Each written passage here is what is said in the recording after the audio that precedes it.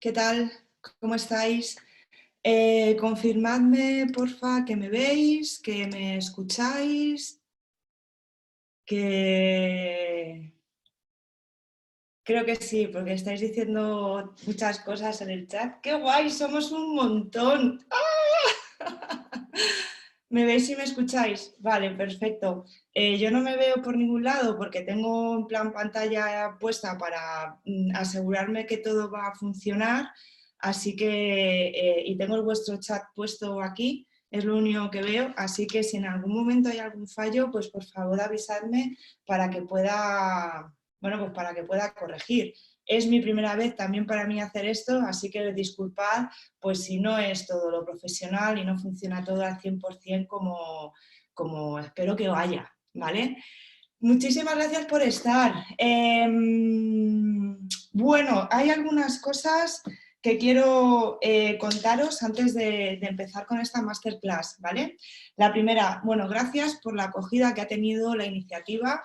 La verdad es que la semana pasada pues lo lancé un poco al tuntún a ver si pensabais que tuviera sentido y la verdad es que muchos de vosotros pues me dijisteis que sí, que tenía sentido que diera una masterclass y oye, pues para mí ha sido un placer prepararla, un placer estar aquí hoy con vosotros y poder dedicarle una hora, hora y media o dos, la que sea, a algo que, pues que nos saca un poquito de lo que estamos viviendo, ¿no? En el día de hoy. Algunas cosas, os he muteado a todos, ya os lo he dicho en el chat, pues porque si no, este es un sin Dios y de repente salta alguien por un lado y en fin, esto se convierte en la peli de alguien boloso venido del cuco, ¿vale? Así que estáis todos muteados, solo puedo hablar yo. Soy la única persona que tiene ahora mismo el dominio de la historia y lo que sí que os voy a pedir es que las dudas, las preguntas, porque obviamente voy a dejar al final un espacio para el debate, para la charla y para todo lo que queráis. Entonces, si queréis, podéis ir dejando las preguntas en el chat o bien apuntáis todo lo que queráis durante la sesión, que yo voy a estar dando la chapa y después, cuando yo finalice, me hacéis todas las preguntas que consideréis, ¿vale? Pero no voy a contestar ni voy a parar porque si no pierdo el ritmo, pierdo el hilo y se hace también un poco coñazo para vosotros el estar viéndome, ¿vale? Mañana subiré el vídeo, porque lo estoy grabando también, para la gente que no se ha podido conectar, ¿vale? Lo pondré pues, en LinkedIn, en Twitter, en las redes sociales, pondré el acceso para que la gente que no ha podido conectarse pueda verlo. Daros las gracias a España y también a Latinoamérica, que sé que hay gente que se está conectando desde Argentina, desde Colombia, desde México, en fin, que gracias. Gracias a todos por estar ahí y por la acogida. Espero de corazón daros un poco de valor, ¿vale? En esta hora y media. Como sabéis, hacer esto es un poco complicado porque es difícil dar valor a gente tan diversa y tan heterogénea. Seguramente cuente cosas que para... Bueno, sí, vais a ver a mi gata. Bueno, son las cosas del directo. La he dado de comer para que no me diera el coñazo ahora mientras os estoy hablando, porque esta sí que para la emisión, para el chat, para el vídeo y lo para todo con tal de que la diera de comer. Así que he sido precavida y le he dado de comer antes, pero bueno, la vais a ver porque la tenéis que ver. Esto es así. Decía que es probable que los contenidos que yo voy a dar aquí ahora, pues para algunos sean todo nuevo y haya sacado un montón de provecho a esta sesión. Habrá otras personas que digan, pues mira, había unas cosas sí y otras no, me ha medio decepcionado. Habrá gente que diga, yo esto ya me lo sabía. Bueno, yo voy a intentar daros valor a todos, sobre todo recogiendo la información que me disteis la semana pasada. Si recordáis, los que estabais en LinkedIn, yo lancé la pregunta, oye, ¿de qué queréis que hable? Y me contestasteis, pues, bastante guay, ¿vale? Me disteis algunas indicaciones. Me dijisteis que queríais que hablara de metodología, de innovación, eso fue como súper ganador. Que hablara de metodologías. Voy a hablar de metodologías, pero voy a hablar solo de metodologías que están bajo el paraguas que se denomina la filosofía Human Centered Design.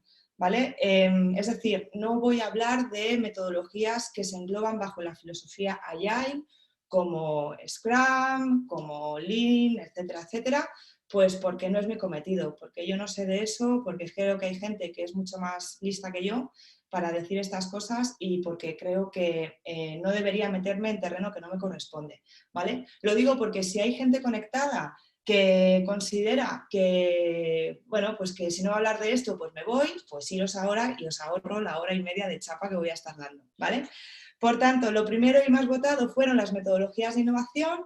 Después me pedisteis también que hablara mucho de Design Thinking aplicado a crisis o de mis aprendizajes de Design Thinking. He dedicado un espacio importante a hablar de mis aprendizajes. Hablar de Design Thinking aplicado a crisis, o sea, yo todavía no he sido capaz de sacar unas reflexiones pausadas y que, no sé, y que no vayan a cambiar de criterio dentro de un día o dentro de dos. Entonces, bueno, tengo algunas ideas que también voy a compartir, pero no voy a meterme en vereda ahí en ese tema porque me parece un poco complicado. Voy a hablar de herramientas de facilitación de Creative Problem Solving también, que también me lo pedíais en estos días. También me pareció muy interesante que algunos comentabais de Design Thinking y diseño de escenarios de futuro, pero lo voy a hacer también de manera muy breve, pues porque al final es que son muchos temas y tampoco quiero estar aquí dando la chapa 4 horas. Pero sí voy a reflexionar un poquito sobre eso desde la honestidad y desde el conocimiento que tengo, que no es demasiado, pero bueno, he tenido oportunidad durante los últimos meses de aproximarme un poquito a ello y de tener algunas reflexiones que también, pues eso, voy a compartir con vosotros, ¿vale? Así que, bueno, pues intentaré hablar un poco de todo y, por tanto, vamos a hablar de metodologías, de Human Centered Design, de mi aprendizaje sobre el uso de las metodologías y estos años hablando de todos estos temas que tienen que ver con una cosa muy importante, que es la conversación. Y vamos, yo, bueno, por lo menos es mi incorporación a este mundo y creo que os puede dar valor, ¿vale? Y luego, bueno, pues un par de ideas sobre y ahora qué pasa con toda esta que está cayendo y cómo podemos aplicar metodología Human Centered Design o hacia dónde creo que pueden ir un poco los tiros cuando nos incorporemos a nuestra nueva vida, porque no creo que volvamos atrás, sino que vamos a ir hacia un lugar diferente y, bueno, un par de reflexiones que he sido capaz de tener hasta ahora, ¿vale? Bien, dicho lo cual, empezamos con el proceso metodológico y haciendo un repaso sobre las metodologías de Human Centered Design o la filosofía de innovación centrada en usuario, que es desde el lugar en el que voy a hablar en metodologías de innovación, ¿vale? Y para ello necesito partir de un sitio común, necesito que todos tengamos en la cabeza la misma definición cuando hablamos de innovación. Los que habéis estado conmigo en clase sabéis que siempre parto desde este lugar, porque no podemos hablar de metodologías de innovación si primeramente no sabemos o no tenemos todos en la cabeza la misma definición de innovación, ¿vale? Entonces, voy a empezar por ahí. ¿Qué es innovación? Bueno, hay una cosa importante. Todo lo que yo voy a decir aquí es debatible, es subjetivo, es fruto de la experiencia personal y profesional aplicando esto. No hay dogmas, no es que todo sea como yo lo voy a contar.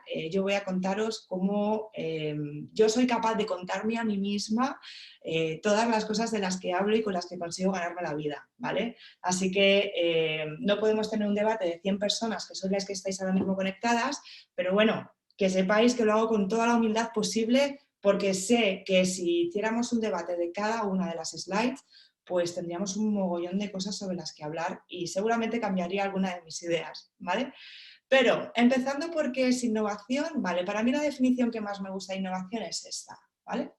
La innovación es un proceso, ¿ok? Es un cómo, es una manera, es un método a través del cual se hace tangible una propuesta de valor. Hago hincapié en el concepto de tangibilidad porque lo considero muy importante, ¿vale? Cuando hablamos de innovación queremos hacer tangible la propuesta de valor que tiene una compañía. Esa propuesta de valor, pues digamos que se te materializa en productos, en servicios, en soluciones, ¿vale? Pero es importante lo tangible y yo le llamo tangible a aquello que se puede ver, a aquello que se puede tocar, a aquello que se puede oler, a aquello que se puede degustar o a aquello que podemos percibir, ¿vale? porque son los códigos sobre los cuales los seres humanos hemos sido capaces de descifrar el mundo. Por tanto, hacer tangible una propuesta de valor significa que hay alguien que puede escuchar algo, alguien que puede ver algo, alguien que puede oler algo o alguien que puede tocar o sentir por su piel algo. Si no hacemos tangible a través de los sentidos la propuesta de valor, no estamos haciendo propuesta de valor, ¿vale? Y esto es muy importante porque luego cuando nos metemos en el diseño estratégico y en el diseño de modelos de negocio y todo esto, muchas veces se nos olvida este concepto que es muy, muy importante para darle excusas a la gente por la que pagar por tu producto o por tu servicio, ¿vale? Por tanto, la innovación es ese proceso que hace tangible una propuesta de valor, que se percibe como diferente por parte de la gente. Es decir, alguien recibe esa propuesta, ve ese producto, ve ese servicio y dice, coño, esto tiene algo que es distinto.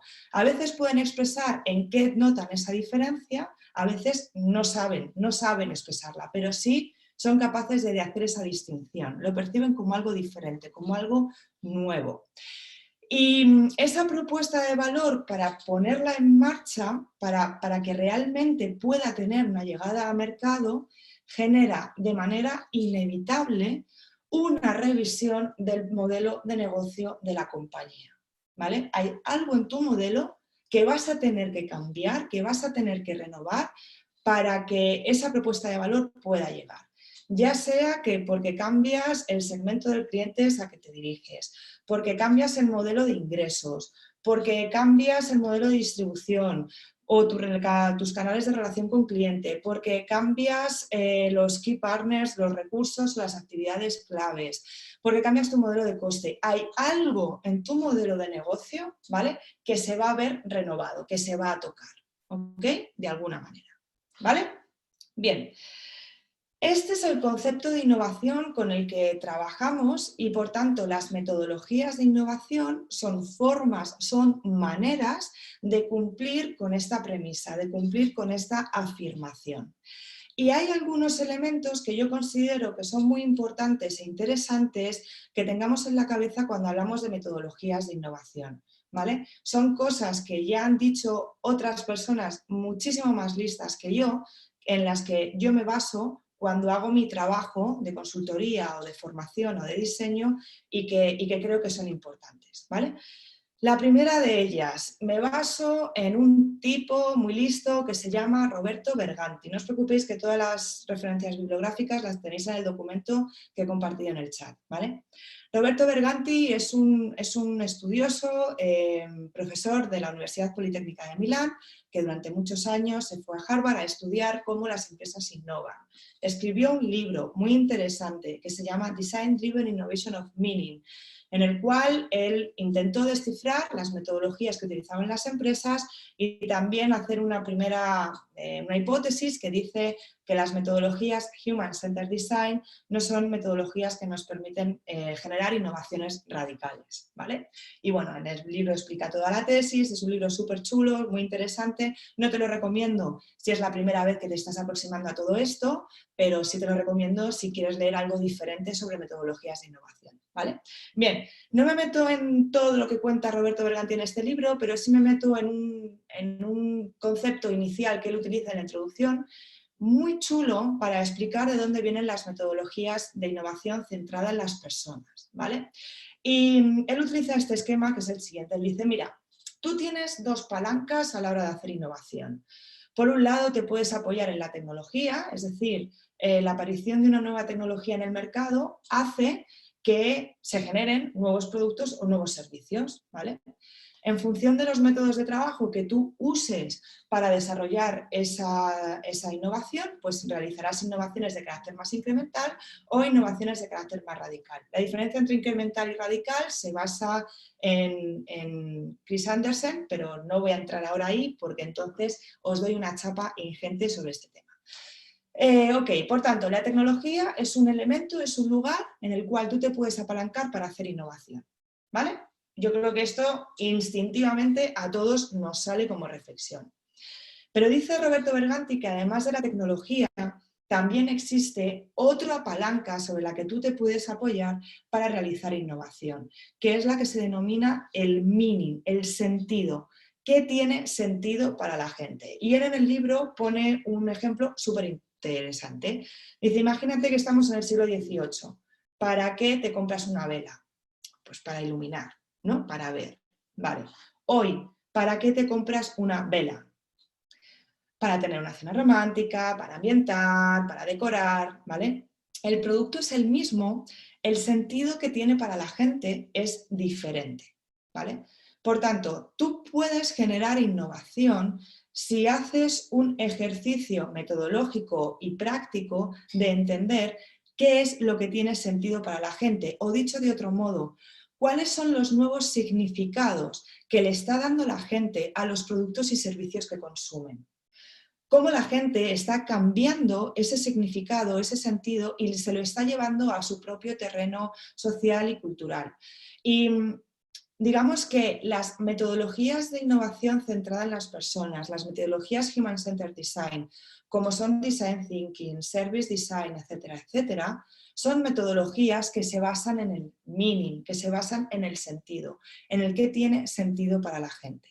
Y esto nos lleva a una reflexión muy importante y muy interesante, que es la introducción de las disciplinas humanísticas en los procesos de diseño. Es decir, aquellas disciplinas que nos permiten conocer mejor al ser humano. Es decir, antropología, etnografía, sociología, psicología, etcétera, etcétera, etcétera. ¿Vale? No es que las metodologías Human-Centered Design no usen la tecnología, porque a día de hoy no usar tecnología es vivir en la prehistoria. Pero sí que es importante que siempre tengamos el foco en eso. Nos basamos en el meaning, nos basamos en el sentido y en la búsqueda o bien de significados ya existentes pero nuevos sobre los cuales, la gente está diseñando sus modelos de consumo, o bien porque nosotros podemos ser capaces de proyectar a futuro nuevos significados sobre los cuales apalancar nuestros procesos de diseño. Y aquí meto una reflexión interesante, y es que el momento en el que estamos viviendo ahora va a cambiar radicalmente el significado de muchos de los atributos de productos, de servicios o de necesidades o de cosas que tengan sentido para la gente. Por tanto, creo que más que nunca las metodologías Human-Centered Design que se basan en el meaning van a ser una fuente inagotable de innovación por este momento vital que nos ha tocado vivir, ¿vale? Bien, dicho esto, primera idea interesante que creo que es importante tener en cuenta cuando hablamos de metodologías de Human-Centered Design. Segundo concepto importante, los wicked problems, que se nos olvidan, que parece que no existen, que hay mucha gente incluso que no sabe de qué van o para qué existen. Como sabéis, los wicked problems nacen porque dos estudiosos del mundo de las operaciones y los sistemas operacionales, en el año 1973 describen que existe una tipología de problemas que los llaman los problemas perversos, sobre los cuales tienen ciertas características que los hacen impredecibles e imprevisibles. Yo creo que lo que nos está pasando ahora, además de ser un cisne negro en toda regla, también es un excelente ejemplo de los wicked problems, ¿no? Los wicked problems, bueno, tienen algunas características fundamentales. Son difíciles de predecir y cambian con el contexto y con el entorno, es decir, tienen una naturaleza local, a pesar de ser problemas que afectan al mundo global. No hay respuestas correctas o incorrectas, sino que las soluciones, digamos, pueden ser mejores o peores. Existe una multitud de actores y de factores que influyen en la identificación de los problemas y, por así decirlo, los problemas que solucionamos con los wicked problems no se pueden solucionar al 100%, ¿vale? Porque dependen de tantas casuísticas que es súper difícil y súper complicado que realmente alguien pueda encontrar una solución. El problema, por ejemplo, de la capa de ozono es un problema que afecta a nivel local, a nivel social, a nivel político, a nivel económico, y cuando uno intenta arrojar una solución para el agujero de la capa de ozono, en verdad lo más probable es que esté generando otro problema paralelo, ¿no? No sé, imaginemos, oye, pues yo quiero solucionar la capa de ozono, pues reduzco las emisiones de dióxido de carbono, pues porque voy a utilizar biocombustibles. Ah, genial, toda la humanidad usando biocombustibles, estupendo. Ya, claro, pero la utilización de biocombustibles seguramente genere un incremento de demanda a la materia prima y, por tanto, un incremento de precio en bienes de primera necesidad relacionados con la alimentación. ¡Boom! Otro problema adicional, ¿no? Entonces, digamos que los wicked problems son la base sobre la que se construyen los problemas de metodologías de innovación. Es decir, las metodologías basadas en el ser humano parten de la idea de que intentan resolver los problemas perversos, de que intentan resolver problemáticas de muy difícil solución, que están influenciados por un conjunto de actores de muy diversa índole y que, por tanto, antes de ponernos a diseñar soluciones a estos problemas, tenemos que incorporar una fase de análisis de la situación de partida que conlleva una visión multidisciplinar, ¿vale? Y por eso todas las metodologías de innovación centrada en las personas, como Design Thinking, parten de una visión multidisciplinar. No solo porque creamos que los equipos multidisciplinares son mejores y bla, bla, bla, sino porque la base del tipo de la problemática que van a solucionar, que son los wicked problems, necesitan eso, necesitan un análisis multifactorial, ¿vale? Por tanto, primero, metodologías de innovación que se basan en el meaning. Segundo, metodologías de innovación que se basan en resolver problemas perversos. Siguiente idea, para mí súper importante. Hay en este mundo personas que a veces pasan, creo, desapercibidas o más desapercibidas de lo que deberían y que son gente, hostia, gente súper lista, pero sobre todo gente que ha aportado mucho gracias a su conocimiento, a su estudio y a las publicaciones, ¿vale?, que han desarrollado. Una persona que ha influenciado de manera determinante en las metodologías de diseño y en las metodologías de innovación, aunque pocas veces se le cita y se le recuerda, es Herbert Alexander Simon. Premio Nobel de Economía, psicólogo que fue, digamos, la persona que pudo demostrar de manera empírica que las personas tenemos racionalidad limitada en la toma de decisiones. ¿Y esto qué supuso? Supuso un antes y un después en la aplicación de la economía clásica, de los modelos organizativos, de los modelos operacionales en la industria, en cualquier sector, y sobre todo una manera completamente diferente de pensar en productos y en servicios, en cómo podemos hacer innovación y en cómo podemos diseñar productos y servicios para la gente, ¿vale?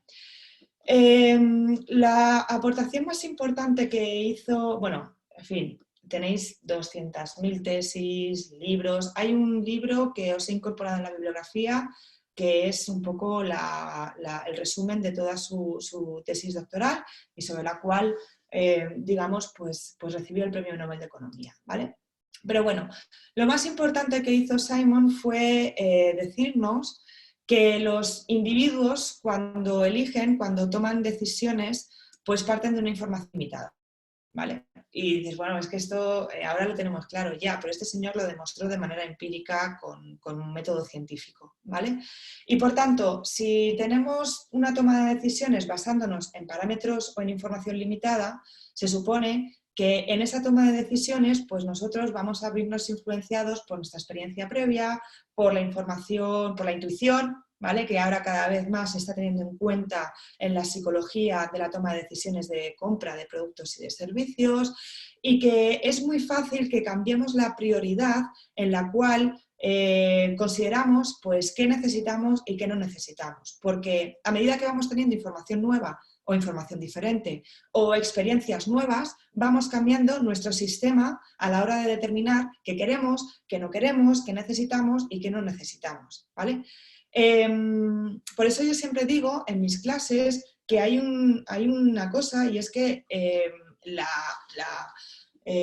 la psicología de la gente muchas veces se determina por ser congruentes, ¿no? O porque es que tú una vez dijiste una cosa y ahora estás diciendo otra, es que has cambiado de opinión, es que claro, es que nos estás volviendo loco. Bueno, es que cambiar de opinión está en la naturaleza de la gente y eso lo tenemos que tener en cuenta cuando diseñamos productos y servicios, ¿vale? Estamos ahora viviendo una situación así. De repente nuestra escala de prioridad y de valor se está ciñendo a solo necesito aquello que puedo encontrar en un supermercado, aquello que puedo encontrar en una farmacia. A partir de ahí, todo lo que hasta ahora era relevante se ha convertido en irrelevante para nosotros, ¿vale? Y a medida que vayamos experimentando la situación que estamos viviendo en la actualidad, irán también cambiando nuestras prioridades de consumo. Por tanto, ojo grandes compañías, ojo grandes empresas o pequeñas empresas de productos, de servicios, de soluciones, porque lo que había dicho vuestro cliente que quería hace 2 semanas, os puedo asegurar que no va a decir lo mismo cuando todo esto pase, ¿vale?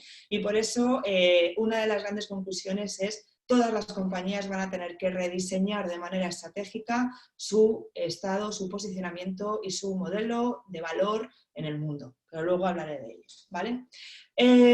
Por tanto, también Alexander Simon nos dio claves sobre cómo las personas toman decisiones. Él dijo que el sistema de toma de decisiones se basa en 3 pasos fundamentales, a los que llamó inteligencia, diseño y elección. Le llamaba inteligencia a ese proceso en el cual la persona analiza la situación de partida, ¿vale? ¿Qué información tengo de la situación sobre la que quiero decidir? Me quiero ir de vacaciones, vale, ¿qué me gusta? ¿Qué no me gusta? ¿Qué sitios he visitado? ¿Qué sitios son más baratos? ¿Dónde hay naturaleza? Porque me gusta ver naturaleza. ¿Con quién voy a ir acompañado? ¿Cuánto dinero tengo? ¿Vale? Toda la información que yo puedo captar de la situación sobre la cual quiero tomar una decisión. Segundo paso, el mundo del diseño.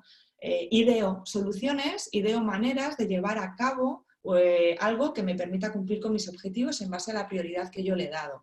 Pues prefiero ir de mochilero porque no quiero gastar dinero versus pues prefiero un país donde me permita tener unas buenas comunicaciones de transporte en lugar de irme a un resort 5 estrellas con pulserita. Tomando decisiones, una vez que tenemos esas decisiones, ejecutamos un plan de acción, lo que él llama la elección, el curso, el plan que yo determino para poner en marcha esa solución, ¿vale? Luego veremos cómo esto hila con los procesos de creatividad, con los procesos de diseño y con los procesos metodológicos de innovación, ¿vale? Claro, Herbert Simons dice esto, creo que fue en los años 40 cuando la gente empieza a tomar conciencia de que, hostia, si la gente tiene una racionalidad limitada en la toma de decisiones, esto contradice las teorías de la economía clásica, donde nos habían vendido durante casi 100 años que la gente maximizaba su toma de decisiones en base a su beneficio individual y a maximizar su beneficio individual. Y de repente esto ya no es así. Tú ya no buscas maximizar tu beneficio individual, tú eres irracional en la toma de decisiones. Si esto es así, ¿cómo hacemos para diseñar productos y servicios que tengan sentido para la gente? Entonces el mundo se empieza a volver un poco loco y en los años 50, 60, 70 y 80 empiezan a haber diferentes movimientos metodológicos, técnicos, económicos y disciplinas que empiezan a integrar la filosofía de Herbert en sus métodos de trabajo y en sus métodos de producción. Por no daros mucho la chapa con este tema, he resumido todo esto en algunas variables, ¿vale? Que considero que son muy importantes para hablar de metodologías Human-Centered Design. La primera de ellas tiene que ver con la aparición del diseño participativo. Es decir, sobre todo en los países escandinavos durante los años 70 y 80, los profesionales del mundo del diseño empiezan a entender que como no sabemos cómo la gente prioriza y toma decisiones, quizá deberíamos incorporarles en nuestros procesos de diseño para que formen parte de él y, por tanto, contar con su know-how o con su conocimiento en el diseño. Entonces, empieza toda una filosofía de trabajo que tiene que ver con el diseño participativo que hoy conocemos como las herramientas de co-creación, ¿vale? Y que sobre todo pues hay diferentes disciplinas, porque el diseño participativo no sirve solo para la ideación de productos o de servicios, sino que también en las propias metodologías de investigación también existen técnicas y herramientas de co-creación en investigación, ¿no? Y hay toda una escuela, sobre todo americana, liderada por una tipa que se llama Alice Sanders, que es increíblemente buena. Y bueno, y aquí en España tenemos a una súper profesional que se llama Mercè Grael, que está en Barcelona y que trabaja en el IED, que ha avanzado mucho contenido y nos ha dado mucho método y mucha herramienta para tener esta filosofía del diseño participativo en los procesos de investigación con usuarios, ¿no? Yo no soy experta en ellos, sí que los conozco, sí que los utilizo, pero bueno, si alguien quiere profundizar en ello, que me escriba luego y que me cuente. Por tanto, aparecen las escuelas escandinavas con el diseño participativo. En Estados Unidos, en paralelo, las escuelas de creatividad empiezan a aparecer con una creatividad y una metodología estructurada. Y esto también cambia mucho el paradigma, porque hasta ahora, pues las escuelas creativas, por así decirlo, no existían. En los años 40, en los años 50, pues las empresas de marketing, las empresas de publicidad, las empresas creativas, pues contaban con el típico tipo que tenía una idea cojonuda y que te contaba con un copy, y entonces entre ellos le vendían una idea a Coca-Cola, pues de cómo vender más Coca-Cola, ¿vale? Y esto deja de ser así porque resulta que las escuelas creativas entienden que la creatividad también puede ser participativa, y empiezan a aparecer personas que reflexionan y que nos dan método y herramienta para hacer de los procesos creativos procesos participativos.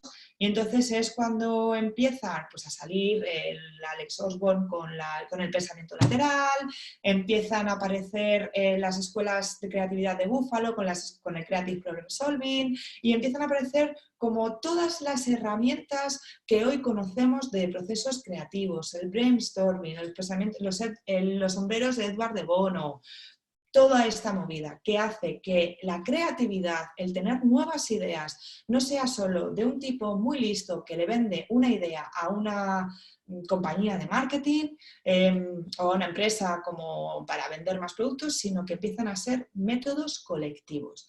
Aunque quiero hacer aquí un inciso, porque últimamente me he dado cuenta por proyectos en los que estoy involucrada, donde todavía existen agencias de creatividad y de publicidad que siguen tirando del método del genio, es decir, de tipos muy listos que le venden ideas a las empresas sobre cómo crear mejores productos y servicios o crear mejores narrativas, cuando en verdad pues el proceso ha sido bastante mediocre, ¿vale? Le llamo mediocre a que tú te creas que has tenido una mejor idea que una participación colectiva de la gente, ¿vale? Pero bueno, el mundo es así. Escuelas de creatividad estructurada, empiezan a aparecer métodos creativos, empiezan a aparecer métodos donde cualquier persona puede participar de un proceso creativo, y esto también crea su rollo. Y luego, por último, aparece lo que llamo yo personalmente el diseño industrial postindustrial. ¿Esto qué significa? Claro, hasta ahora, en esta época, os hablo de los años 30, 40, 50, pues la gente que fabricaba producto había recibido una formación ingeniera, ¿vale? Eran ingenieros, diseñadores industriales, ¿no? Que incluso todavía existe esa nomenclatura en la carrera, diseñador industrial. Es decir, gente que estudia los componentes, los materiales, la ergonomía, en el mundo del software y de la tecnología, pues que estudia cómo funcionan las máquinas y diseña máquinas. Pero no habían incorporado en su formación pues disciplinas humanísticas. Es decir, no habían incorporado que para que la máquina la pueda utilizar alguien, pues necesitamos entender una disciplina que es el diseño de la usabilidad o el diseño de la interfaz o cosas por el estilo, ¿no? Entonces, los ingenieros industriales dicen, oye, pues a lo mejor nosotros tenemos también que incorporar en nuestro conocimiento las filosofías y el diseño, las disciplinas humanísticas, ¿no? Y entonces pues empiezan a formar en todo esto, y esto también cambia la mentalidad, ¿vale? Diseño participativo, co-creación. Las escuelas creativas empiezan a darnos método. La industria del diseño empieza también a incorporar la ciencia humanística, ¿vale? Todo esto empieza a pasar en los años 70, en los años 80, y entonces empiezan a aparecer métodos que estructuran todo esto para llevarlo al mundo de la empresa, ¿vale? Empiezan a aparecer las metodologías de innovación. Y hay gente muy lista, gente que hace esfuerzos, algunos quizá más prácticos, otros esfuerzos más teóricos, algunos, pues como pasa con todo, ¿no? Que se van quedando en el camino, y otras metodologías que empiezan a cobrar pues un poquito de fuerza, que empiezan a extenderse de mayor manera, ¿vale? Yo he querido resaltar o hablaros en este momento de 4 que considero pues, que más han influenciado el momento en el que hoy estamos, ¿vale? El primero de ellos, o 2 grandes metodologías de innovación.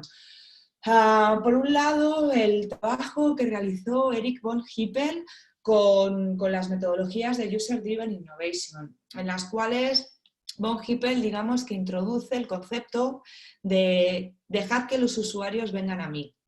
Dejad que sean los usuarios, las personas que van a acabar utilizando estos productos o estos servicios, quienes acaben de perfilar cómo debe ser el diseño de estos. Es un poco como la filosofía de, bueno, tú como compañía fabrica o diseña hasta el 80%, deja que el 20% restante en manos de los usuarios, deja que ellos jueguen, que trabajen con ello, aprende de lo que te dicen e incorpóralo a tu proceso de trabajo, ¿no?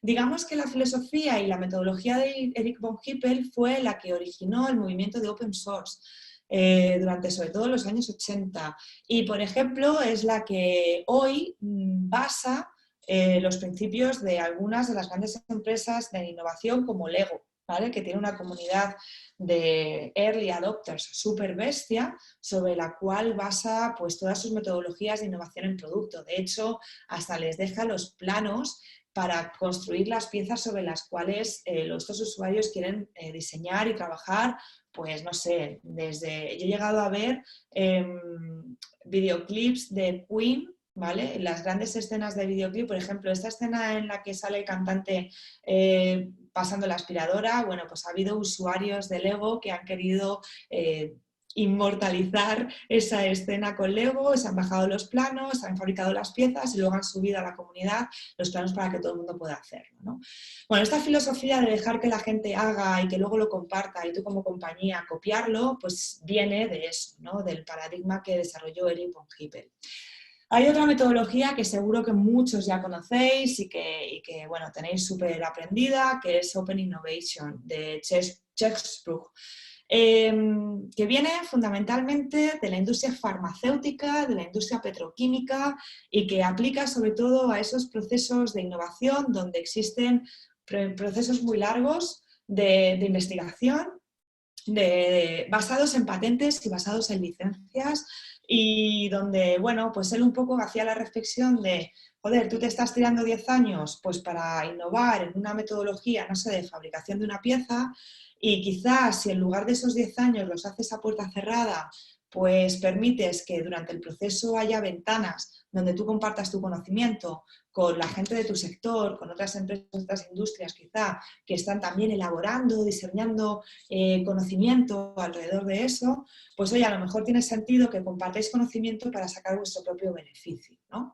Entonces, bueno, pues lanza toda una teoría, toda una serie de principios para desarrollar la metodología de Open Innovation, que se quedan un poco en eso. Esta es una opinión personal, creo que podían haber ido un poquito más lejos, pero bueno, que sí que sirve para que las grandes industrias, sobre todo farmacéuticas y tecnológicas, pues incorporen principios de trabajo sobre innovación abierta, ¿no? Y que hoy, pues también eso, hay muchas compañías que se están basando en ello para realizar innovación.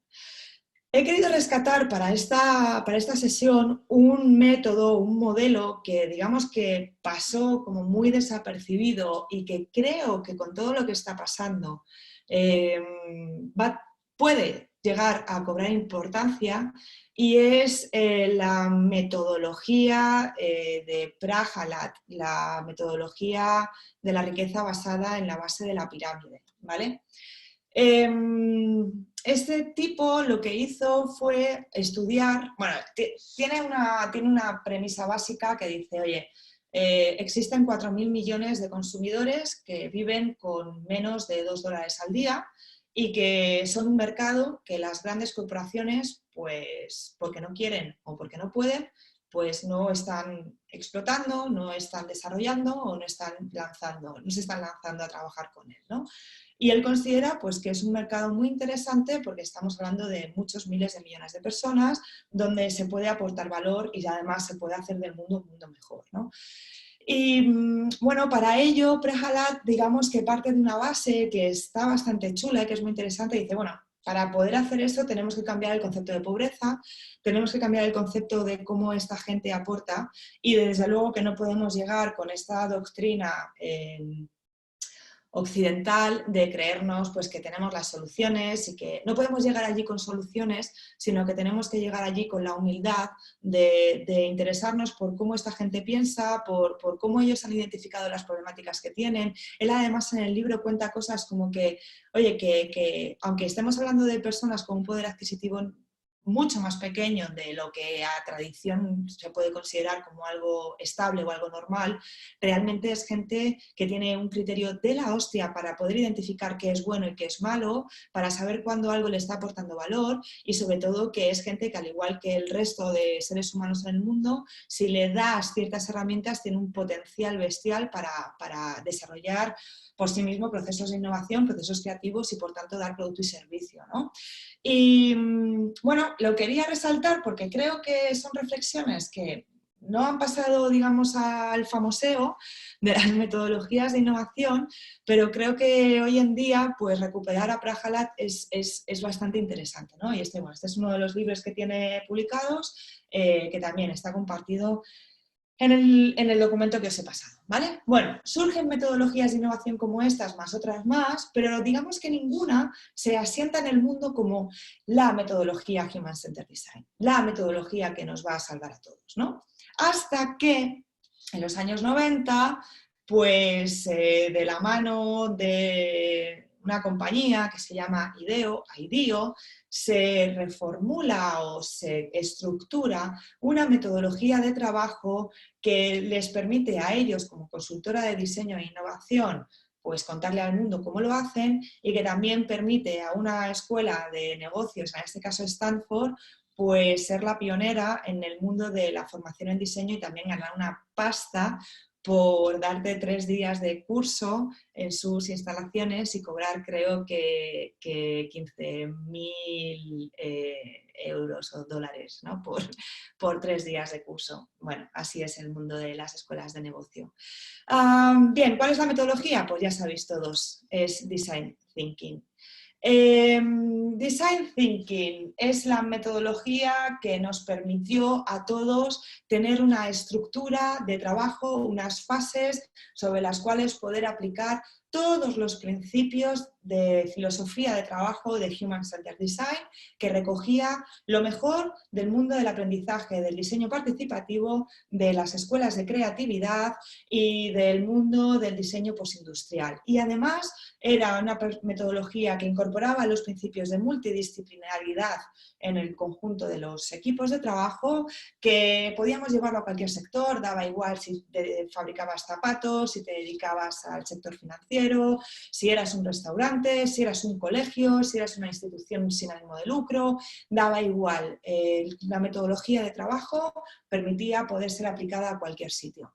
Y, coño, pues esto revoluciona. ¿Por qué? Porque empieza a surtir efecto. Y surte efecto porque sigue los principios de Herbert Alexander Simon en la toma de decisiones de carácter racional. Entonces, no es que sea milagrosa en sí misma, es que la base y los fundamentos sobre los que se diseña la metodología de Design Thinking pues están bestialmente argumentados desde la disciplina académica. Y esto pues es una pena que no se divulgue todo lo que se debería divulgar porque es así, ¿vale? No quiero meterme demasiado en de qué va Design Thinking porque, bueno, creo que la mayoría de los que estáis ahora mismo conectados pues sabéis de qué va. Pero bueno, voy a hacer un repaso muy breve sobre cómo nos contaron la gente de IDEO y la gente de Stanford de qué iba todo esto, ¿vale? Como sabéis, IDEO, que fue fundada por 2 hermanos, los hermanos Tom y David Kelly, pues llegaron a Stanford un día y les dijeron, oye, nosotros somos una consultora de diseño y tenemos un método de trabajo que nos permite pues diseñar productos y servicios con el ser humano en el centro de nuestro proceso de diseño. ¿Y cómo lo hacemos? Bueno, pues lo primero es que nosotros contamos con equipos multidisciplinares, es decir, los profesionales que forman parte de esto son obviamente diseñadores, pero también contamos con psicólogos, contamos con antropólogos, con filósofos, gente que viene del mundo de las ciencias, gente que viene del mundo del marketing, de la abogacía, etcétera, ¿no? Equipos multidisciplinares que se juntan por proyecto. Y lo primero que hacen cuando quieren diseñar un producto o un servicio es salir a la calle a entender la casuística o la problemática de ese proyecto, de ese problema. Es decir, en Design Thinking nunca damos una solución a algo que previamente no hemos identificado que tiene una problemática. ¿Para qué te vas a poner a tener ideas sobre algo que no sabes si es un problema para la gente? ¿Vale? Es de cajón, parece que sí, pero bueno, hay gente que todavía esto no lo tiene integrado. Por tanto, primera fase, lo que llaman de empatización o de investigación. Salir a la calle a entender qué es lo que tiene sentido para la gente, cómo la gente identifica sus problemáticas y por qué podría tener sentido solucionarlas, ¿vale? Con esos procesos se incorporan pues, la disciplina de la investigación antropológica y sobre todo metodologías etnográficas, pues, porque tienen un componente muy humanístico y en especial atención a las metodologías de investigación cualitativas, ¿vale? Más que cuantitativas. Una vez que hacemos ese proceso, volvemos y hacemos un proceso de análisis en las que identificamos pues, cuáles son las verdaderas áreas de oportunidad en términos de problemática que tiene sentido que se trabaje para la gente. Proceso de ideación en los cuales tenemos ideas sobre aquello que hemos analizado y luego procesos de prototipado y test, es decir, antes de poner en marcha la maquinaria para fabricar esos productos y servicios, pues lo que hacemos es un proceso de feedback en el que prototipamos y testamos con la gente para obtener información y entender si estamos en el buen camino o no, ¿vale? Súper mega resumido en 3 frases lo que es un proceso de Design Thinking. Los procesos de Service Design realmente son exactamente iguales. Lo único que lo diferencia o las 2 grandes cosas que incorpora Service Design a esto es que por un lado, cuando hablamos de ideas, hablamos de servicios y hablar de servicios supone hablar de un ecosistema. Es decir, la reflexión del mapa de actores y del ecosistema en el cual se interactúa o se presta ese servicio es de mucha importancia en los procesos de diseño de servicios, no tanto en los procesos de diseño de productos. Pero la metodología, el proceso sobre el cual se diseña un servicio, sigue exactamente los mismos procesos que Design Thinking. Se hace investigación, se hace análisis, se hace diseño y, por supuesto, también se prototipa y se testa, ¿vale? Por tanto, la gran diferencia, desde mi punto de vista, entre Design Thinking y Service Design es simplemente que hablamos sobre el diseño de servicios y hablamos de servicios fundamentalmente cuando hablamos de ideas, ¿vale? Bien, hasta aquí el mapeo, la chapa sobre las metodologías de Human Centered Design, ¿vale? ¿Qué he aprendido yo de todo esto cuando lo he aplicado, cuando lo he estudiado, cuando leo, cuando me doy cuenta del resultado que tiene en la aplicación de las herramientas, de las metodologías, etcétera, etcétera? ¿Qué he aprendido yo de todo esto? ¿Vale? ¿Y cuál es mi aprendizaje? Mi aprendizaje sobre todo tiene que ver con que a mí de toda la vida me ha interesado mucho el mundo del lenguaje. El mundo del lenguaje, el mundo de la conversación y el mundo de cómo las personas nos comunicamos unas y otras a través del lenguaje, cómo el lenguaje puede condicionar nuestra manera de estar en el mundo, cómo lo que percibimos está condicionado por el lenguaje o cómo el lenguaje condiciona lo que percibimos, ¿vale? Que no se sabe si fue antes el huevo o la gallina. Pero bueno, siempre me ha interesado mucho esto, siempre me ha interesado mucho la neurolingüística, la pragmática y el estudio del comportamiento conversacional. Y de hecho, creo que la manera en la que yo me aproximo a usar todas estas herramientas tiene mucho que ver con cómo entiendo el mundo del diseño basado en la conversación, ¿vale? Entonces, bueno, que sepáis que los tiros van a ir por aquí. Bien, hay una cosa importante y es que en el aprendizaje que he tenido de todo esto tenemos que distinguir, o yo hago una distinción de 3 cosas muy diferentes. Lo que son las filosofías, lo que son las metodologías y lo que son las herramientas, que creo que esto a veces pues se nos confunde un poquillo, ¿vale? Y es normal, y a mí incluso muchas veces me cuesta y yo también me confundo en muchas ocasiones. Human-Centered Design es una filosofía, son unos principios, es un lugar al que acudir, ¿no? Es como nos da unos mantras. Es también en el mundo de Agile, Agile es una filosofía, no es una metodologías Agile. Cuando decimos metodologías Agile nos estamos refiriendo a metodologías que se basan en la filosofía Agile, en el manifiesto Agile, etcétera, etcétera, ¿vale? Pero Human Centered Design es una filosofía, es como un marco, ¿vale? Es como el marco conceptual sobre el cual se desarrolla lo demás. Debajo de la filosofía de Human Centered Design existen métodos, procesos, ¿vale? Procesos de trabajo, metodologías, como por ejemplo Design Thinking, como por ejemplo Service Design, que os acabo de decir, que no se diferencia tanto con Design Thinking, que al final estamos hablando de un método que tiene una estructura y que lo que pasa es que en el diseño de servicios diseñamos servicios y en Design Thinking pues diseñamos también otras cosas que no son servicios, ¿vale? Business Design también, Creative Problem Solving, bueno, seguro que más de uno está familiarizado con estos palabras. Esos son métodos de trabajo que se inspiran en esa filosofía. De igual manera, la filosofía Agile nos ha dado métodos de trabajo, que también hoy en día se están extendiendo un montón, como son la metodología Scrum, como Kanban, como Lean, estas otras que no me acuerdo, el Development, desarrollo de software ágil. Bueno, son métodos de trabajo que se basan en esa filosofía Agile, ¿vale? No confundamos metodología con filosofía. Y luego, coño, para poder poner en práctica estas metodologías, que al final son recetas, ¿vale? Son procesos, nosotros necesitamos herramientas. Cuando tú vas a aplicar una receta de cocina, necesitas ingredientes, necesitas herramientas de cocina, necesitas utensilios, ¿vale? Para poder poner en marcha ese proceso, ese método, ¿vale? Nosotros estamos desarrollando herramientas constantemente para poder poner en práctica nuestros procesos de diseño. Tenemos multitud de herramientas, las entrevistas en profundidad, los Customer Journeys, la cojo herramienta ahora, ¿no? Que parece que ha cobrado una importancia alucinante, sobre todo, por ejemplo, desde que la ha descubierto el marketing. Dios mío, el mundo digital, del marketing digital se ha vuelto loco con los Customer Journeys. Por cierto, un Customer Journey no es un funnel de conversión desde la perspectiva del usuario, ¿vale? Este es un mensaje en clave para los del marketing digital. Otro día, si queréis, hablamos de esto.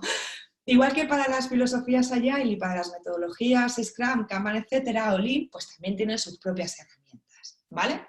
Bien, me parecía interesante hacer esta distinción entre filosofía, metodología y herramienta, porque creo que le puede ayudar a mucha gente a cuadrar un poco mejor, ¿vale? De qué estoy hablando, de qué estamos hablando cuando hablamos de unas cosas o cuando hablamos de otras. Entonces, ¿qué es lo que yo he aprendido haciendo esta distinción? ¿Vale? Bueno, pues he aprendido varias cosas. Por un lado, mi aprendizaje es que las metodologías, para lo único que sirven, es para guiar y ordenar las conversaciones que los equipos deben tener a lo largo del tiempo en un proceso de diseño. ¿Vale? Es decir, la metodología lo que te da es una manera de ordenar sobre los temas en los que se tienen que conversar a lo largo del tiempo, ¿vale? Y ahora voy a profundizar un poquito en eso. Por otro lado, las metodologías se pueden romper y se tienen que romper, pero solo sí una vez que se han dominado, ¿vale?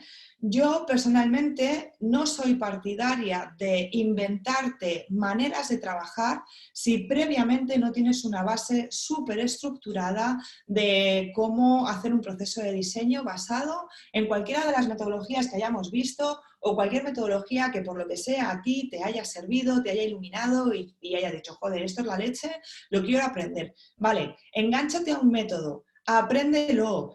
O sea, ¿os acordáis de Karate Kid con dar cera y pulir cera? ¿vale? Que el chaval se tiraba no sé cuánto tiempo dando cera y puliendo cera y le preguntaba al señor Miyagi, pero ¿cuándo coño voy a luchar? Y el señor Miyagi le decía, no, dar cera, pulir cera, ¿vale? ¿Por qué? Porque estaba aprendiendo método. Y en el momento en el que tú aprendes método, cuando lo has integrado, cuando lo has, o sea, cuando ya para ti es automático aplicarlo, entonces rómpelo, deshazlo, inventa tu propia metodología y haz lo que te dé la gana, pero no antes. Esto es como cuando aprendes a escribir. Tú cuando aprendes a escribir teníamos los cuadernillos de caligrafía, ¿vale? Que te ayudaban a decir, oye, una A, ¿cómo se escribe? Pues la A es así y la B. Y luego, cuando tú ya dominaste la caligrafía, tienes tu propia letra, ¿vale? Pues esto es exactamente igual.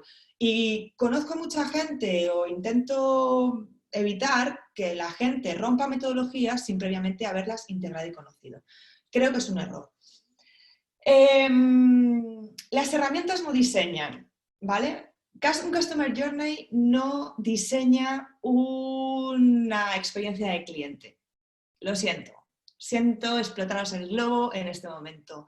Las herramientas marcan la temática conversacional y dan orden a los temas. En este caso, que yo quiero tratar cuando quiero hablar de la experiencia de un cliente a lo largo del tiempo, ¿vale? El Customer Journey no diseña, el Customer Journey me marca el orden de la conversación, lo que realmente diseño es aquello que hago tangible, ¿vale? Acordaos de lo que he dicho al inicio, el lenguaje, lo que hago tangible a través de productos o de servicios en mi propuesta de valor, ¿de acuerdo? Importante. Las herramientas se inventan.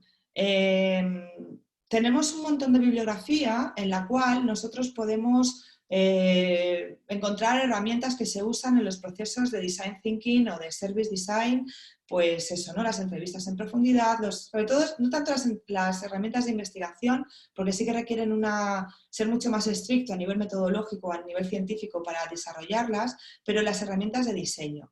¿Con esto qué quiero decir? Que te inventes tus propias herramientas, que si consideras que hay una manera de diseñar un momento de trabajo con tu equipo y no hay bibliografía que te lo dé, pero tú crees que tienes la capacidad para diseñarla, diséñala, o sea, no pasa nada. Todos estamos constantemente inventándonos herramientas nuevas para poder trabajar, ¿vale?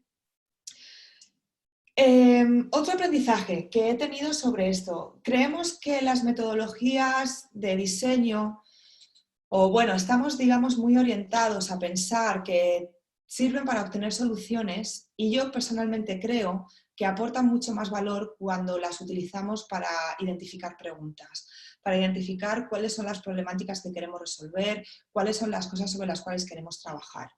Y esto voy a profundizar un poquito de ello ahora cuando hable más en profundidad de mis aprendizajes.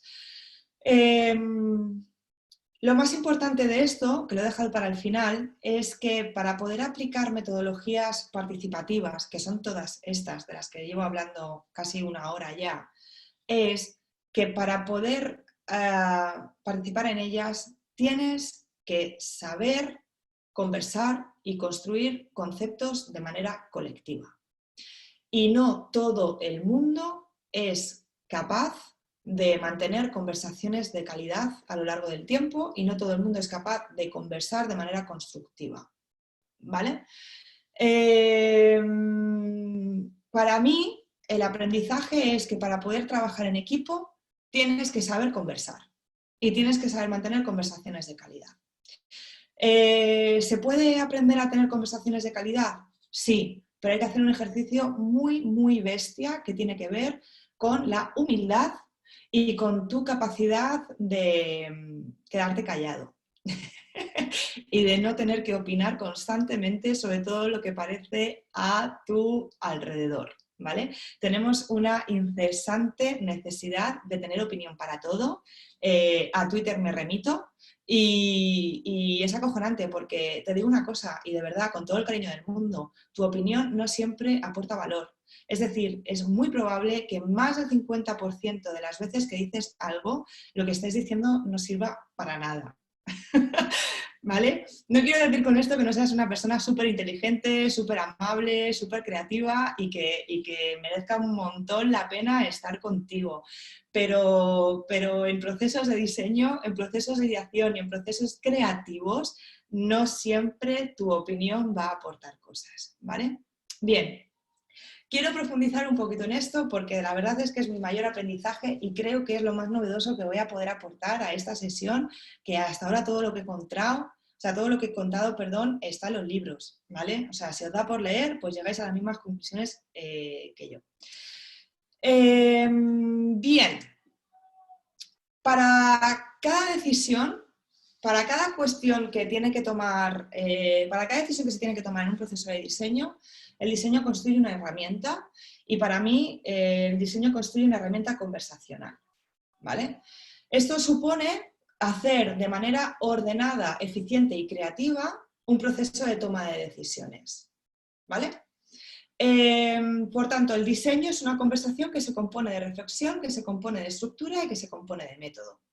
El resultado del proyecto es la suma de las conversaciones que se han mantenido a lo largo del tiempo. Dime la calidad de la conversación que mantienes a lo largo del tiempo y te diré la calidad del resultado que obtienes. No es una cuestión de prohibirle a la gente hablar, no es una cuestión de prohibirle a la gente ni de limitar sus opiniones. Es una cuestión de saber cómo aportar valor con tu opinión, ¿vale? Que es completamente diferente, porque no sabemos cómo, cuándo y dónde podemos aportar de manera constructiva calidad a la conversación a través de la opinión, ¿vale?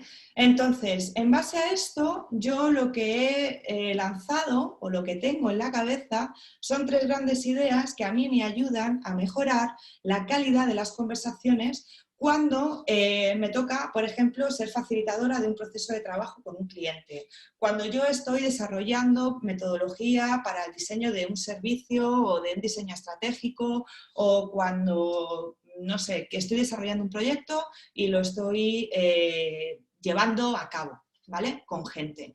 Y es a la conclusión a la que yo he sido capaz de llegar a día de hoy, ¿vale?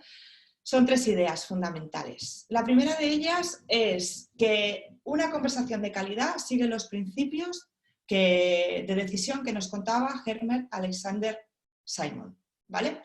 Que es inteligencia, diseño y elección. Es decir, si tú estás en una sesión de trabajo y esa sesión de trabajo dura 1 hora, 2 horas, 5 horas, 3 días, tú puedes siempre estructurar esa sesión de trabajo basándote en 3 grandes momentos de trabajo. El que Simon decía, el primero que era inteligencia, el segundo que decía que era diseño y el tercero que hacía referencia a la elección. Cuando estamos en el momento de la inteligencia, realmente lo que estamos diciendo es una puesta en común en modo divergente, ¿vale? Que, bueno, todos estáis familiarizados con la divergencia y la convergencia, si no, buscadla en Google, no voy a entrar ahí ahora. Proceso divergente de toma de requerimientos, proceso divergente de información, buscar la pluralidad de los puntos de vista, encontrar toda la información posible sobre de qué va el tema que queremos tratar, de qué estamos hablando cuando nos queremos referir a esto, etcétera, etcétera, ¿vale? Son momentos de intentar buscar todos los puntos de vista posibles sobre la situación de partida que hemos identificado que sobre la que queremos trabajar. Y creo que es súper, súper importante también que en este momento del proceso esa conversación esté facilitada. Eso significa que exista la figura de una persona que guíe la conversación y que sea una persona que no está interviniendo en el contenido de la conversación, ¿vale? O sea, que no esté comentando, discutiendo los temas, sino que esté ayudando al equipo a conversar y a sumar sobre él. Momentos de toma de decisiones basadas en el diseño, es decir, después de haber hecho ese análisis informacional, identificación de cuáles son las áreas de oportunidad que existen, con solución y con diseño de cursos de acción. No tener ideas, que es diferente. Una cosa es tener ideas para resolver un problema y otra cosa es diseñar cómo voy a implementar esa idea, ¿vale? Simon hace mucha referencia al mundo del diseño como el diseño de cursos de acción. Me parece interesante el matiz. Me parece interesante incorporarlo en las conversaciones de calidad. Y luego un tercer momento, un tercer espacio de trabajo que tiene que ver con la elección de esos procesos de diseño, es decir, evaluar alternativas, ir siempre a siguientes pasos. Yo me he dado cuenta que hay un mogollón de veces en las conversaciones donde nadie está pensando en ¿y luego qué? ¿Y luego qué vamos a hacer? ¿Y cómo vamos a llevar esto a cabo? Y es súper importante que una conversación de calidad siempre acabe con unos siguientes pasos cortoplacistas, siguientes pasos eficientes y siguientes pasos donde todo el mundo tenga claro cuál es su papel para cuando vayamos a retomar esta conversación, este proceso de diseño o lo que estemos haciendo, ¿vale? Todos aquellos que estéis familiarizados, por ejemplo, con la metodología de Creative Problem Solving, de resolución creativa de problemas, si os fijáis, es exactamente lo que acabo de decir. La metodología de Creative Problem Solving, de resolución creativa de problemas, ¿vale? Que es una metodología de innovación y de diseño para la creatividad, si lo resumiéramos en muy poco espacio, estamos hablando de una identificación de hechos, de una identificación de retos e ideas y de una identificación y planificación para la acción. O sea que no es tan loco, ¿vale? La resolución creativa de problemas. Se basa sobre todo en estos principios, ¿ok? Y luego, otra cosa para tener en cuenta las conversaciones de calidad y los procesos de diseño es seguir unas reglas del juego cuando tú vayas a conversar algo con tu equipo de trabajo, ¿vale? Que son reglas del juego que ya están muy maniqueídas, sobre todo para muchos de vosotros, pero que, joder, que creo que es importante tenerlas en cuenta.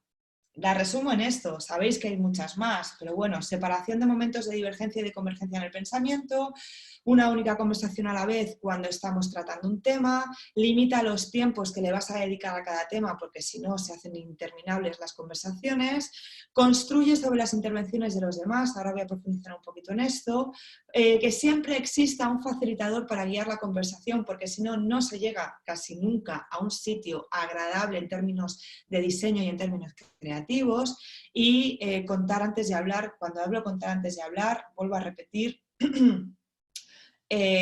piensa antes de hablar si la aportación que vas a hacer construye pensamiento colectivo o bien no lo hace, ¿vale? Este sería un poco la primera gran aprendizaje, mantener conversaciones de calidad siguiendo ciertas reglas del juego y siguiendo una estructura a la hora de ordenar esa conversación que tenga que ver con volcado de información volcado de qué sabemos sobre el tema, identificación de áreas de oportunidad, identificación de retos. Yo os propongo que la identificación de retos siempre se haga a través de la pregunta, de cómo podríamos, ya lo conocéis muchos de vosotros, y último proceso de ideación y elección de cursos de acción sobre la ideación, ¿vale? Primer aprendizaje que yo tengo. Segundo aprendizaje. Para poder mantener conversaciones de calidad hay que tener muy en cuenta qué tipo de personas intervienen en ese proceso conversacional. Somos gente diferente, somos personas que hablamos de manera diferente, que analizamos el mundo de manera diferente. Y bueno, yo tengo mi propia tesis cuando, por ejemplo, tengo que dinamizar una conversación y es gente que no conozco, tengo algunos truquillos para identificar cómo son los perfiles de gente que están en esta conversación o que están participando en el proceso creativo o en el proceso de diseño para entender cómo debo dinamizar o facilitar esa conversación, ¿vale? Y lo divido así. Por un lado, existen dos tipos de personas en este mundo, la gente que resta y la gente que suma, ¿vale? Bueno, creo que no hace falta, en fin, ¿no? Explicar esto, que es gente que suma, gente que resta, o sea, ya está. Sumas o restas, tío, no sé, ya está, ¿vale?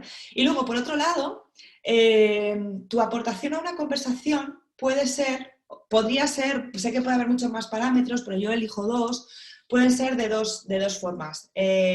Puedes tener una aportación en base al análisis, es decir, tiendes más a analizar las cosas o bien tiendes más a proponerlas, ¿vale? A proponer nuevas fuentes de información, nuevas oportunidades, nuevas ideas, ¿vale? ¿Eres más reflexivo o estás más orientado hacia la acción? Entonces, si yo pongo estas dos cosas en cuadrante de sumar, restar, analizar o proponer, pues me salen 4 tipos de personas en este mundo.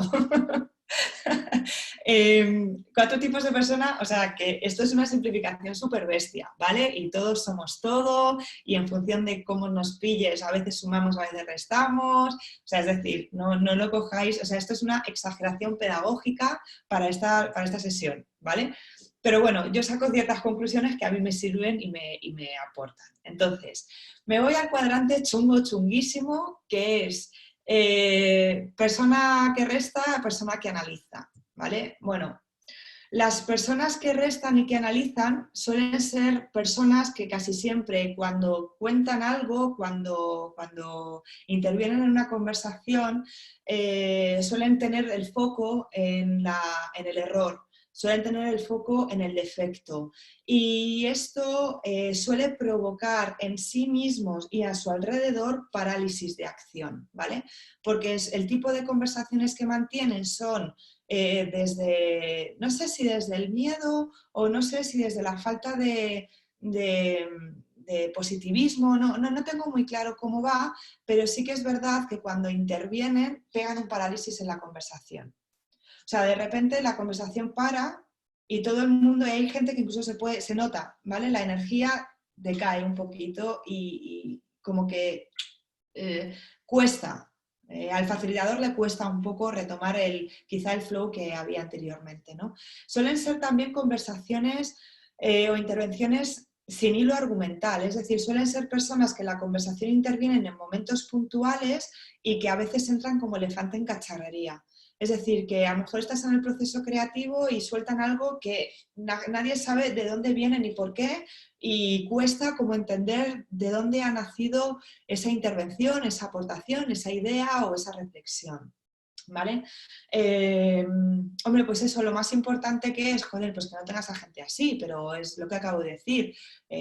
Todos en algún momento de nuestra vida somos gente que restamos y somos gente que analizamos y que nos paralizamos, ¿no? Y que nos es muy difícil hacer una aportación diferente. Bueno, hay que entender que esto puede estar en tu núcleo de trabajo, en tu área de trabajo o en tu momento reflexivo, ¿vale?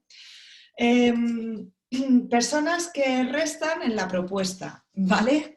Gente que aporta, ¿vale? Gente que aporta soluciones, que aporta ideas, que aporta puntos de vista diferentes, pero suele ser gente que dispara mucho, muy rápido y que por tanto en la conversación, en el mood conversacional, son ciertamente, o sea, son gente que se distrae constantemente o que tiene falta de foco, ¿vale?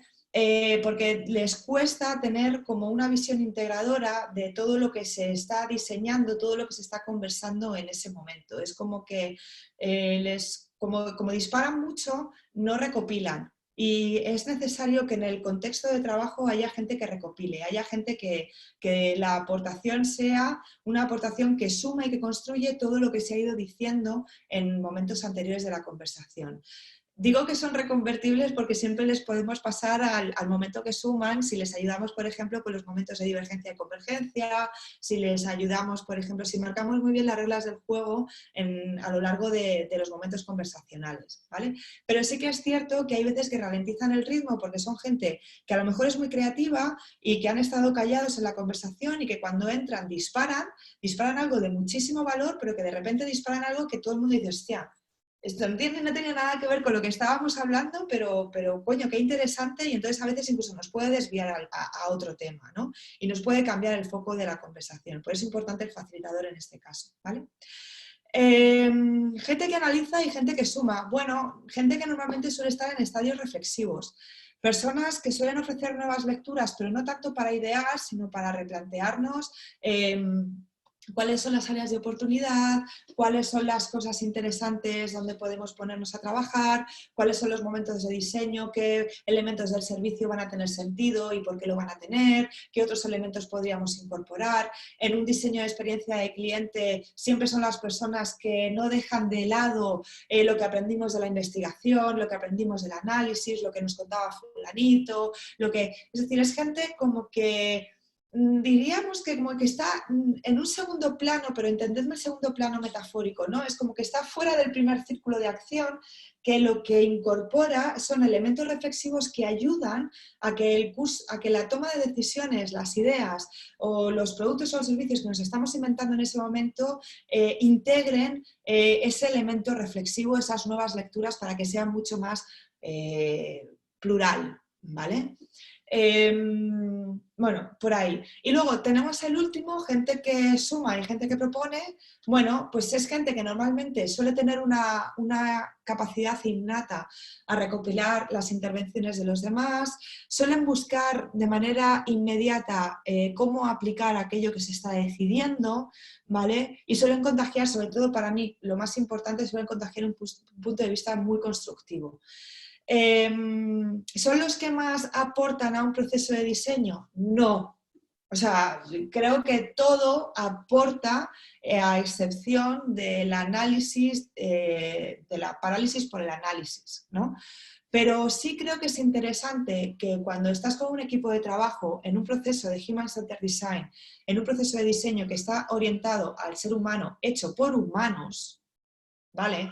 Tengas en cuenta diferentes prismas que te hagan entender cómo es la gente que está pensando en diseño para otros humanos, ¿vale? Porque como facilitador o como persona que interviene en ese proceso de diseño, pues tienes que entender que esta subjetividad va a influir en el resultado del diseño, en el resultado del producto, en el resultado del servicio, al final en cómo ejecutas esa propuesta de valor, ¿vale?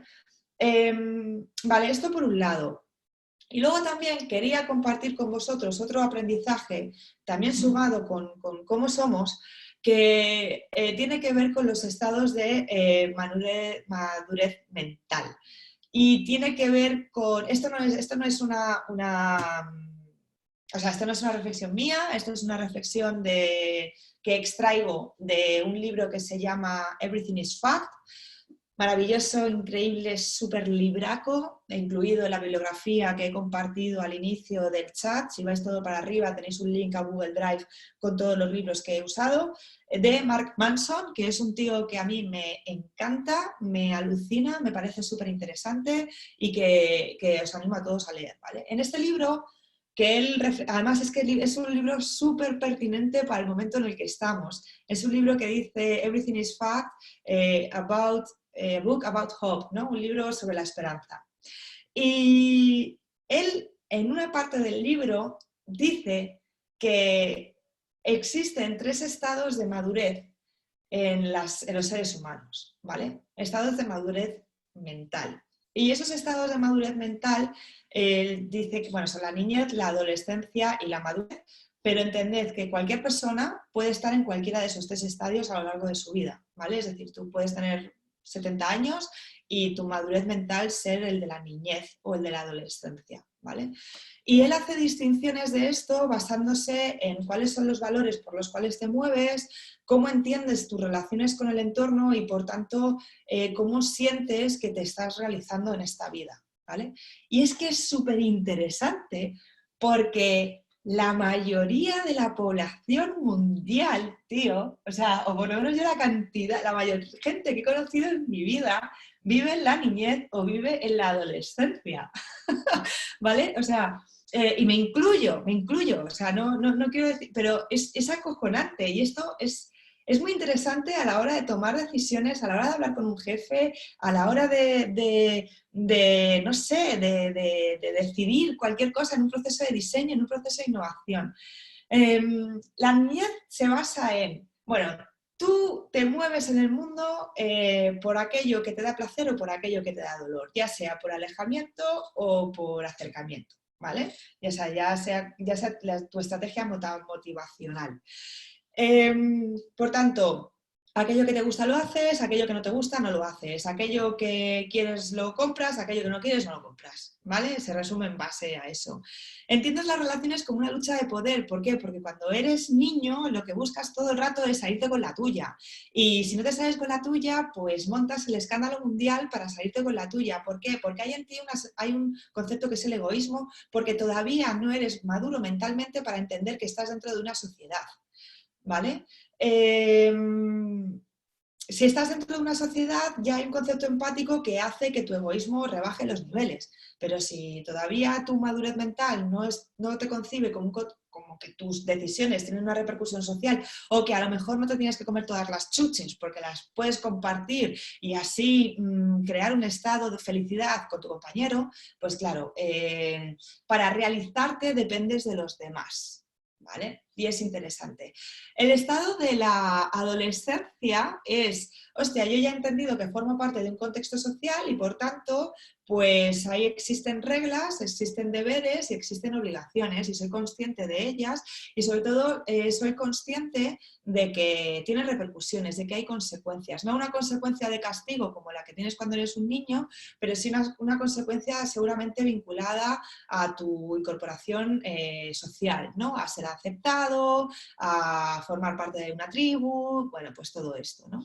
Entiendes las relaciones y esto es que me parece bestial, cómo lo explica Mark Manson, de verdad, es que os recomiendo mucho el libro, pero él dice que las relaciones al final son como un lugar de dar y de recibir, ¿no? Sobre todo se refiere a las relaciones afectivas y amorosas, es decir, en las parejas estamos constantemente hablando sobre qué es lo que doy, por tanto lo que me merezco. ¿Vale? O, claro, y porque como doy, pues tengo que recibir y si no recibo, el mundo no está siendo justo, esto no, no es equitativo y, claro, de alguna manera necesitas para moverte en el mundo tener una fe ciega en que tus actos de manera incondicional van a tener una recompensa, es decir, tú te mueves en el mundo porque vas a tener recompensas, ¿vale? Profesionales, personales, vitales, emotivas. Tú haces las cosas para que alguien recompense eso coño, que le estás dando a la vida, ¿no? Entonces, y esto influye a la hora de cómo te comportas en tu trabajo y, por tanto, cómo te relacionas con el entorno y, por tanto, cómo conversas. ¿Qué tipo de conversaciones tienen y qué actitud tienes a la hora de hacer cosas en el mundo? Y pensáis que me estoy alejando mucho de los procesos de diseño, pero no. Estoy hablando fundamentalmente de procesos de diseño. Y luego, por último, pues el estadio de la madurez, que es al que él llega en su libro, que, hostia, te das cuenta de que hagas lo que hagas, nada tiene sentido, pues porque al final vas a desaparecer, porque al final tú que hoy te crees tan trascendental en el mundo y que todo tiene tantísima importancia, pues mira, tío, te vas a morir igual que el resto de tu generación y apenas unos pocos privilegiados pasan a la historia, ¿vale? De los cientos de años. Y solo algunas opiniones a lo largo de la historia van a merecer ser recordadas. Por tanto, si asumes que la tuya, un 99,9% de probabilidad, no te va a recordar ni tu tía el día de mañana, pues al final dejas de hacer las cosas para obtener y hacer las cosas por una cuestión de virtud, ¿vale? Pues oye, pues yo quiero comportarme bien, yo no salgo a la calle, ya no solo porque el policía me vaya a poner una multa, y me castigue con 600 euros, hostia, yo no salgo a la calle porque tengo un concepto de civismo o de solidaridad con el mundo que me rodea, que con independencia de que me castiguen o no, pues soy consciente de que me tengo que quedar en casa, ¿no? Pero ¿qué pasa? Que como el mundo es adolescente o incluso como el mundo es niño, necesitamos que nos castiguen para poder guiar nuestros comportamientos, ¿no? Es bastante interesante. Bueno, esto pues influye también mucho en los procesos conversacionales porque si tú puedes identificar más o menos cuál es la madurez mental de las personas que tienes a tu alrededor, pues vas a poder guiar mejor las conversaciones y los procesos de diseño van a ser más eficientes, sabiendo si alguien se mueve como una lucha de poder, si está en un lugar de dar y de recibir o si tiene una madurez mental suficiente como para entender que esto va de dar, que no tiene nada que ver con recibir y que esto también va de sumar y no tanto de restar, ¿vale? Y hasta aquí un poco como los grandes aprendizajes que he tenido, ¿vale? Por último, una reflexión, ¿no? Con la que me gustaría acabar esta masterclass de innovación, de diseño, de metodologías y de un montón de cosas de las que he hablado sin parar y que todavía continuáis ahí enganchados, me alucina, ¿no? Varias cosas. Cuando volvamos al mundo, cuando digo volvamos al mundo me refiero a, bueno, cuando todo esto pase y volvamos a estar otra vez haciendo nuestra vida, que no sé qué vida será, después de la que hemos tenido que parar, ¿no? Pero yo creo que hay dos lecturas fundamentales, hablando de metodologías de innovación, hablando de metodologías de diseño de servicios, de diseño estratégico, etcétera, etcétera, ¿no? Creo que van a pasar, bueno, algo así como una reflexión al aire, dos cosas. La primera y más importante, creo, vaticino, y esto a mí quizás es una lectura positiva porque creo que me va a dar mucho curro o nos va a dar mucho curro a los que nos dedicamos al mundo del diseño estratégico y de innovación y todo esto, y es que todas las compañías van a tener sí o sí que hacer una revisión completa de la propuesta de valor en términos estratégicos con una perspectiva muchísimo más humanística si cabe, ¿no?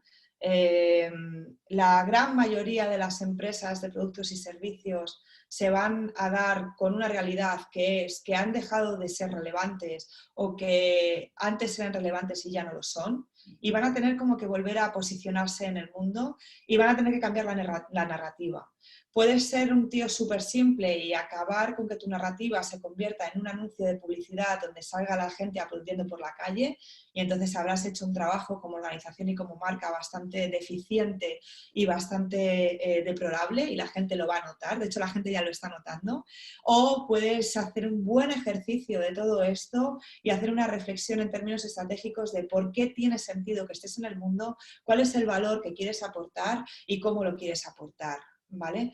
Y ahí creo que incorporar las metodologías de diseño de propuesta de valor desde la perspectiva humanística, y en este caso siguiendo los principios de Osterwalder con el Value Proposition Canvas, con el diseño de propuesta de valor basado en mapas de empatía, pues va a cobrar mucho sentido, ¿vale?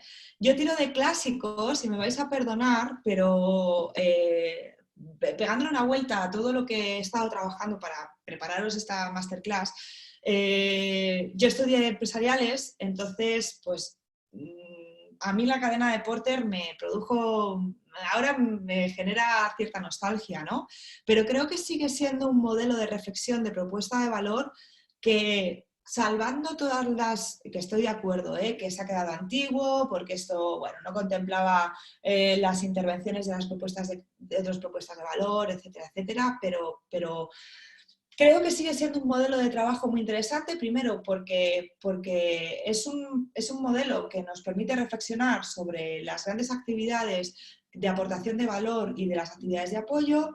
Segundo, porque creo que las metodologías de diseño estratégico nos ayudan a reinventar la cadena de Porter por completo, y podemos utilizar diseño de propuestas de valor, diseño de modelos de negocio, diseño de servicios, el Customer Experience en su modelo más estratégico, incorporando los blueprints como reflexión sobre las logísticas internas, las logísticas, los sistemas de aprovisionamiento, los sistemas de operaciones y los sistemas de infraestructuras de la empresa. O sea, creo que el diseño aporta mucho método y mucha herramienta a pegarle una vuelta a la cadena de Porter, y sobre todo creo que, a pesar de lo que dicen muchos expertos y muchos profesionales del diseño, que basarnos en el ser humano para generar innovación no es hacer innovación, que estoy de acuerdo y que hay una parte que compro, sí creo que la reinvención de la propuesta de valor en términos estratégicos debe pasar hoy más que nunca por entender cómo la gente sale de esta, qué opina, cómo ha cambiado. Hay mucha gente que es muy pesimista, que dice nada de esto nos va a cambiar, vamos a volver a ser igual de consumistas, no vamos a tener principios por lo sostenible, no vamos a entender que la salud se construye entre todos como comunidad y que va a depender de cada uno. Bueno, hay gente pesimista y yo entiendo la lectura, pero yo quiero pensar que, además de que habrá gente que no cambie, creo que va a haber mucha gente que sí. Y esa gente que va a cambiar va a darle nuevos sentidos, nuevos significados, nuevo meaning al mundo. Y ese nuevo meaning hay que salir a explorarlo, hay que salir a entenderlo, hay que salir a empatizar con él y sobre eso construir propuestas de valor.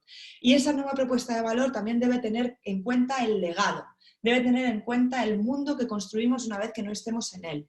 Debe tener en cuenta que toda decisión que tenemos hoy repercute en el mañana y que no podemos hacer innovación sin mirar por el retrovisor, sin mirar por los que van a venir detrás y lo que está pasando en el mundo, ¿vale? Y creo que lo que nos está pasando ahora, no quiero decir que sea consecuencia de esto, pero mucho tiene que ver con la falta de mirar por el retrovisor y de ver o dejar de ver qué es lo que va a pasar cuando no estemos aquí, ¿vale? Por tanto, primera reflexión, todas las grandes compañías, medianas empresas e instituciones van a tener que reconvertir su propuesta de valor en términos estratégicos. La segunda, pues que efectivamente, y cogiendo esa crítica de no podemos basarnos solo en el ser humano para generar procesos de diseño y procesos de innovación, vamos a incorporar nuevas metodologías para la proyección de escenarios. Y esto lo quiero hilar con esa reflexión que muchos me pedíais sobre el diseño de escenarios de futuro, ¿vale? Creo que aquí hablo por desconocimiento porque hay gente mucho más lista que yo que sabe de estos temas, entre otras mi compi Steffi, que no sé si estás, pero hay gente, Steffi Silva, que es una tía que sabe mogollón de esto, y hay mucha gente que sabe mucho sobre el diseño de escenarios de futuro, ¿vale? Yo solo he podido tener una aproximación a ellos porque no me ha dado la vida ni el tiempo para integrarlos bien, pero hasta donde he entendido de qué va la movida, no se diseñan futuros, sino que se diseñan escenarios de futuro. Y creo que esa distinción, para mí al menos, es importante porque yo personalmente no creo en el diseño de futuro. Y di una ponencia, que tenéis el link en el documento que os he enviado en R3 de por qué no creo que se puede diseñar el futuro. Y bueno, que ya he hablado de esto, no voy a hablar ahora. Pero los escenarios de futuro sí, ¿no? Porque al final los escenarios de futuro son maneras de proyectar cómo vamos a querer estar en una realidad, ¿no? Entonces creo que el diseño de escenarios de futuro lo que nos aporta es mucha metodología y sobre todo nuevas herramientas para los procesos de ideación, para los procesos de diseño.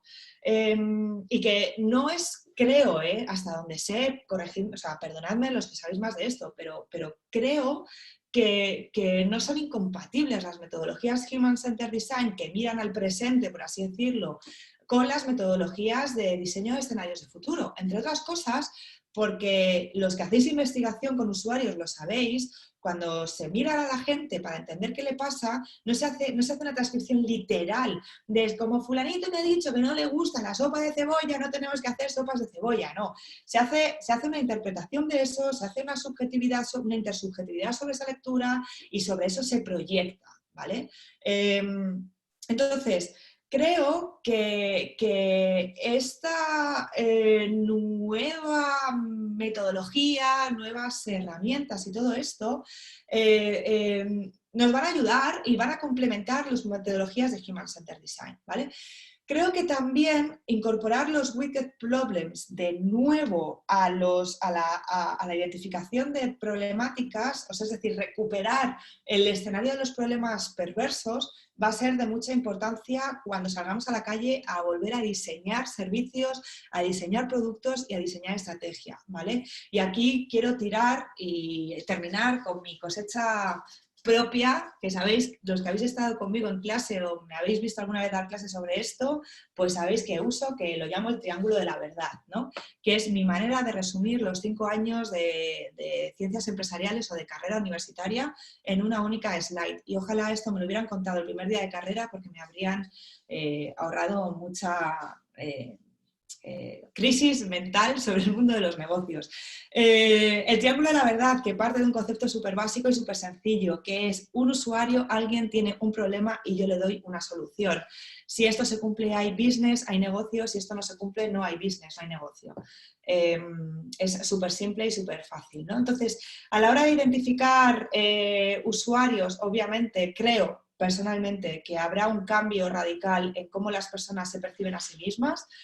Creo que la identificación de las problemáticas, de las oportunidades, de los espacios que pueden ocupar las empresas en su diseño de propuesta de valor va a estar o debería rescatar el concepto de los wicked problems. ¿Por qué? Porque esto nos va a dar una sensación de beta constante y creo que es interesante para los procesos de diseño y sobre todo porque nos permite pues no ser excesivamente simples a la hora de identificar qué es lo que le ocupa a la gente y qué es lo que le puede llegar a ocupar. Y sobre todo también en el mundo de las soluciones, pues la integración de las metodologías de escenarios de futuro nos va a permitir proyectar soluciones que no están basadas solo en el presente, sino que nos va a permitir imaginar futuros no distópicos o futuros distópicos o tirar de herramientas narrativas de la ciencia ficción súper interesantes.